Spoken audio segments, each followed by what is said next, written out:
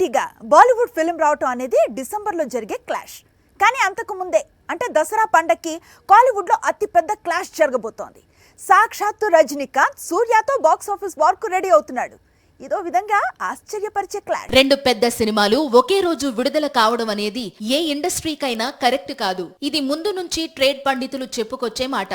వసూళ్లు పంచుకోవాల్సి వస్తుంది. ఒక సినిమా ప్రభావం మరో సినిమాపై పడుతుంది. ఫైనల్ గా ఆ ఇంపాక్ట్ ఇండస్ట్రీపై పడుతుంది. అందుకే క్లాష్ అనగానే ముందుగా పరిశ్రమ వర్గాలే ఉలిక్కి పడతాయి. అక్టోబర్ 10న ఆల్రెడీ కంగువ రావడానికి రెడీ అయ్యాడు. అందుకు తగ్గ ప్రమోషన్ మొదలు పెట్టాడు.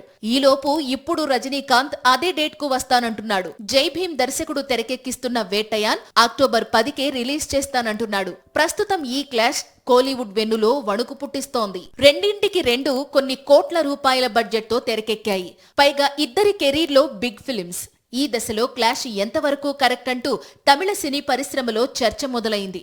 ఎవరైనా నిర్మాత వెనక్కి తగ్గితే పరిశ్రమకు మంచిది అనే సజెషన్స్ మొదలయ్యాయి. మరి ఇండస్ట్రీ మేలు కోరి ఇద్దరిలో ఒకరు వెనక్కి తగ్గుతారా, సేమ్ డేట్ కు క్లాష్ కు రెడీ అవుతారా అనేది రానున్న రోజుల్లో క్లారిటీ వస్తుంది.